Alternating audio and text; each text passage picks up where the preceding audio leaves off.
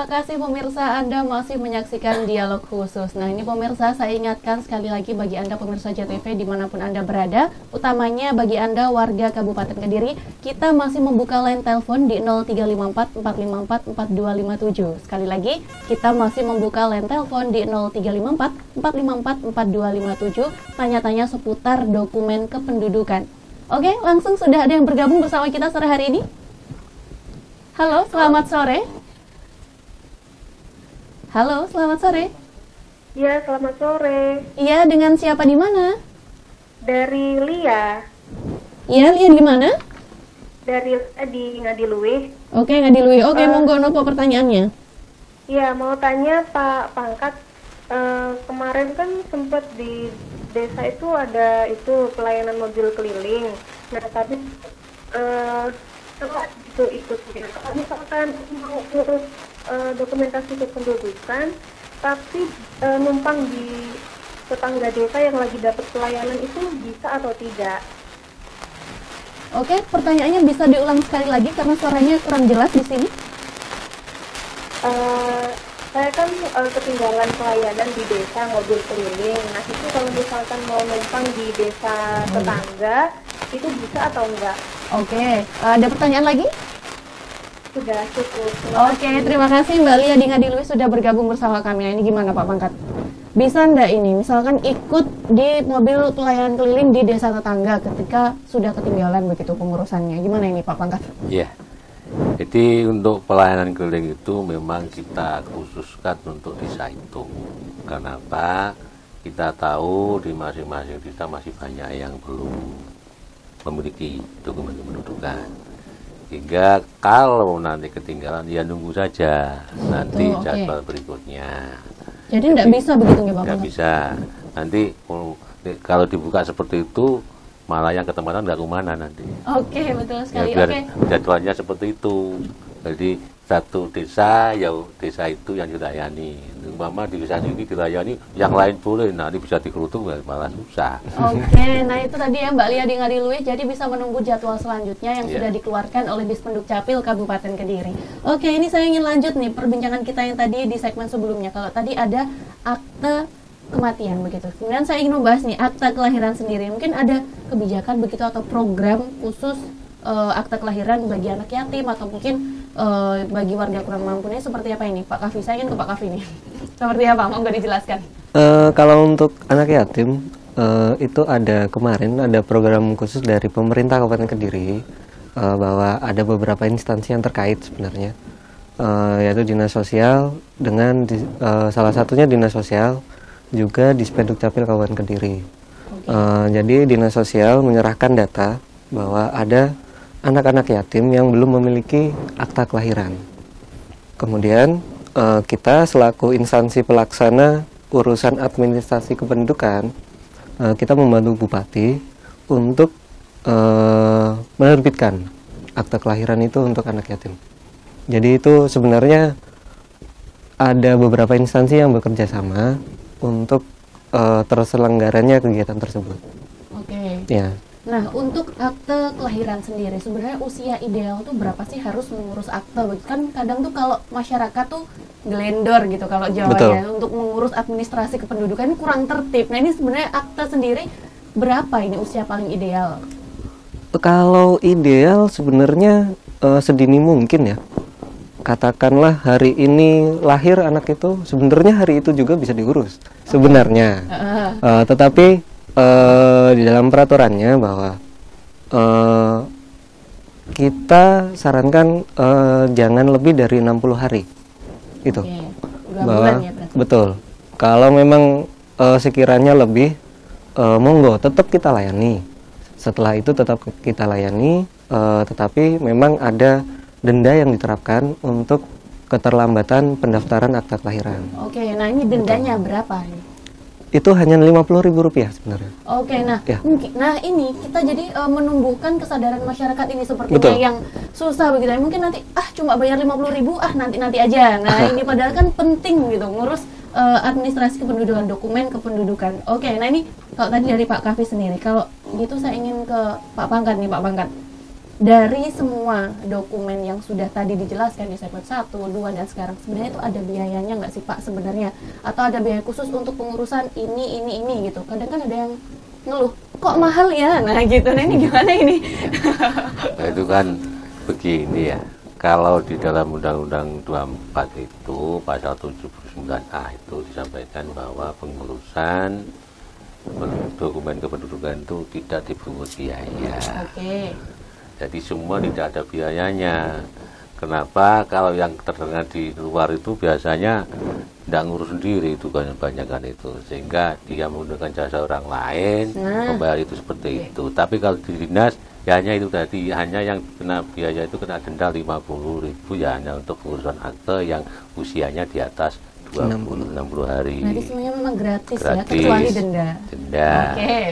Oke, nah ini pemirsa sudah dijelaskan begitu ya oleh Pak Pangkat dari Dispenduk Capil Kabupaten Kediri bahwa semuanya sebenarnya gratis, nggak ada yang bayar kecuali Anda terlambat untuk pengurusan dokumen kependudukan, begitu ya Pak Pangkat ya? Oke, luar biasa sekali. Tadi tentang akte kematian, akte kelahiran sendiri.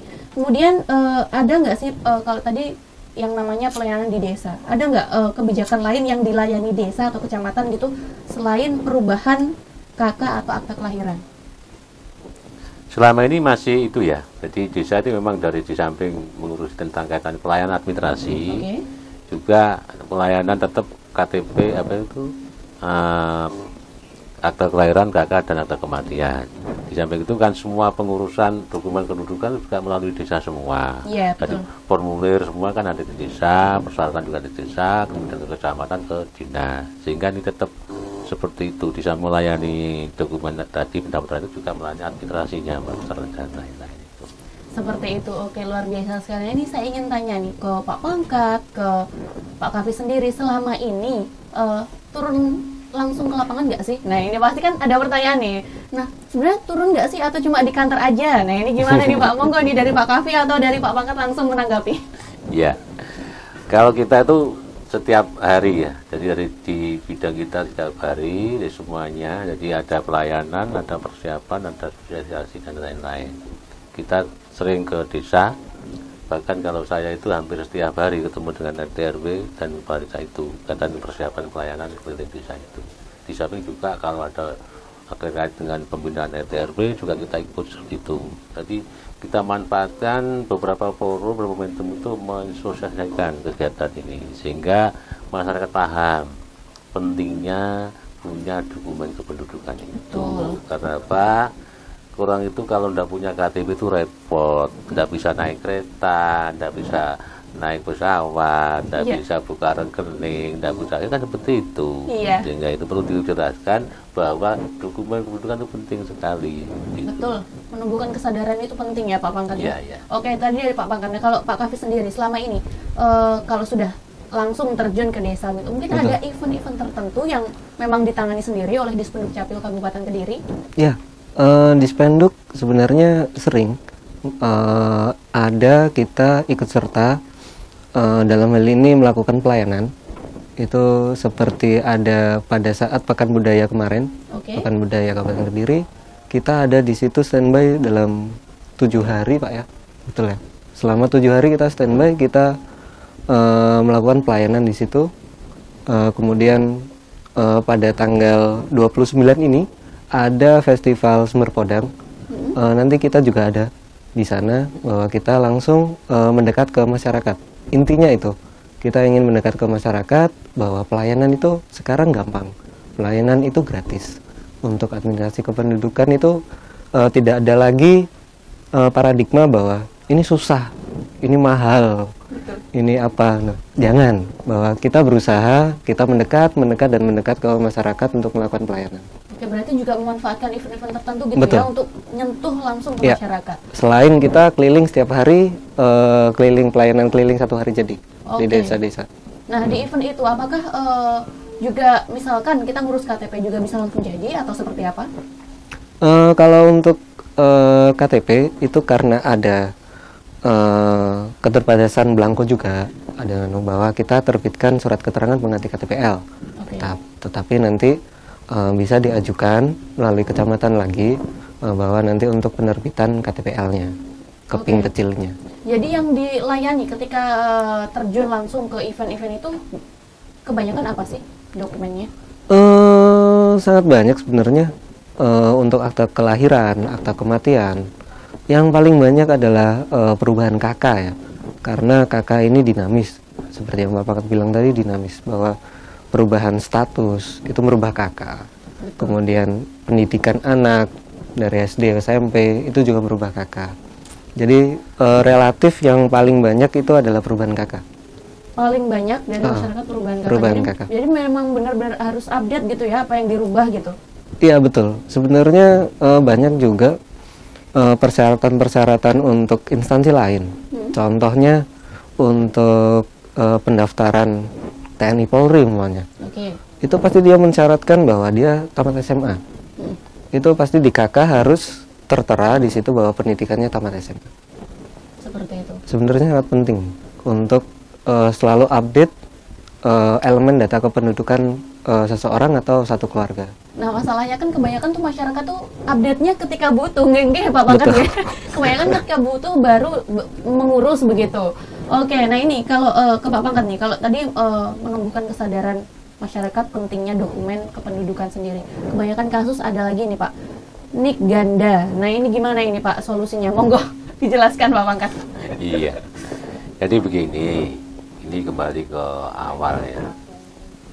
Jadi untuk membangun database kependudukan itu diawali pada tahun 2010 itu ada pendataan coklat massal yang bisa Indonesia di rata-rata.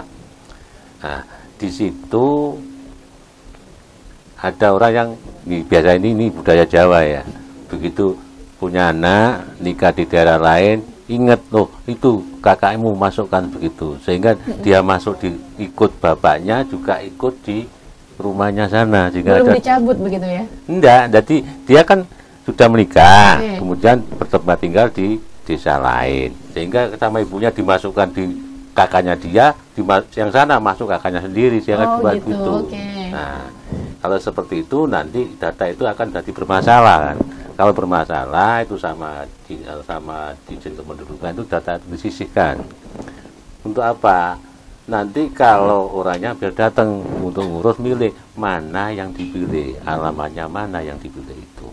Sehingga kita jelas untuk karena apa kita tidak boleh menghapus data itu. Semua perubahan data, semua itu harus ada permohonan dari penduduk yang bersangkutan. Oke, luar biasa sekali pemirsa. Tadi penjelasan dari Pak Pangkat, dari Pak Kavi tentang dokumen kependudukan. Monggo Anda pemirsa JTV dimanapun Anda berada, ayo tertib beradministrasi kependudukan, begitu ya Pak Pangkat ya. Oke pemirsa, jangan kemana-mana karena kita masih ada satu segmen lagi, kita akan membahas lebih menarik lagi. Jangan kemana-mana, tetap di Dialog Khusus.